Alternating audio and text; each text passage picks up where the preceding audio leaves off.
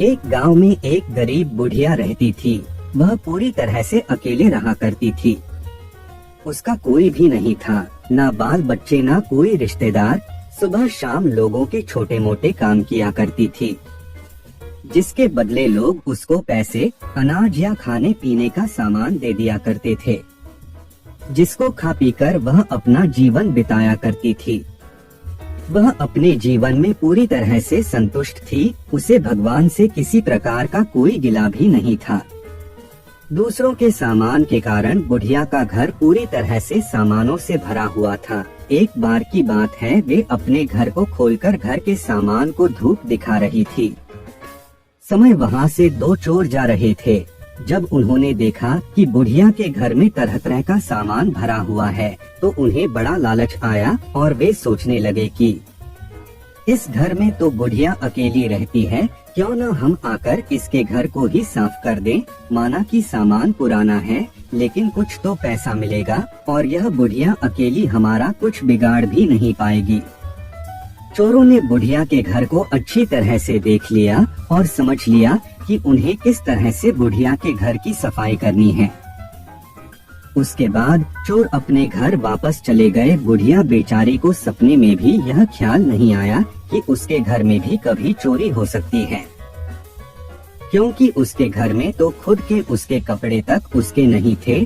सब कुछ गांव वाले उसे दिया करते थे, जो वह अपने घर में रख लेती थी। खैर, कुछ दिन बीत गए और एक दिन रात में चोर अपने दो साथियों को लेकर बुढ़िया के घर पहुंच गए। कमाल की बात यह थी कि उस दिन सरपंच ने बुढ़िया को चावल, दूध और चीनी दी थी और बुढ़िया बहुत खुश थी। बुढ़िया ने खुशी खुशी अपने लिए खीर बनाई और खीर बनाकर वह उस खीर को चूल्हे पर रखकर सोचने लगी कि अभी तो खीर बहुत ही गर्म है, जबकि थोड़ी ठंडी हो जाएगी तब आराम से खाऊंगी।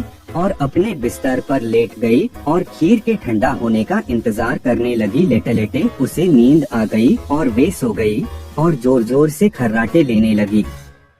चोर बाहर खड़े थे। बुढ़िया के खर्राटे की आवाज सुनते ही उन्होंने सोचा कि चलो अब रास्ता साफ हो गया और अब हम आराम से बुढ़िया का घर साफ कर सकते हैं। वह सब जल्दी आकर बुढ़िया के घर में सामान तलाशने लगे, परंतु कमाल की बात यह थी कि उन्होंने जो देखा था वह बिल्कुल गलत था। बुढ़िया का घर तो सामान से भरा हुआ था, किंतु एक भी सामान साबुत नहीं था। हर सामान टूटा फूटा, पुराना और खराब था। यह चोर बड़े दुखी हुए और बुढ़िया को बहुत गालियां देने लगे। वह बोले, देखो कितनी दुष्ट बुढ़िया है, आराम से सो रही है और हम बेचारे इतनी मेहनत कर रहे हैं।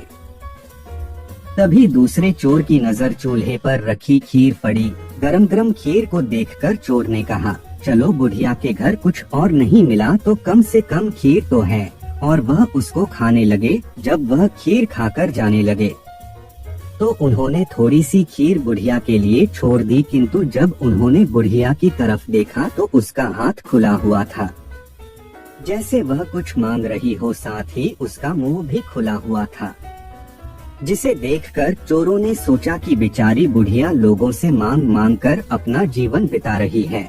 लगता है बहुत थक गई है और खाने के लिए खीर मांग रही है।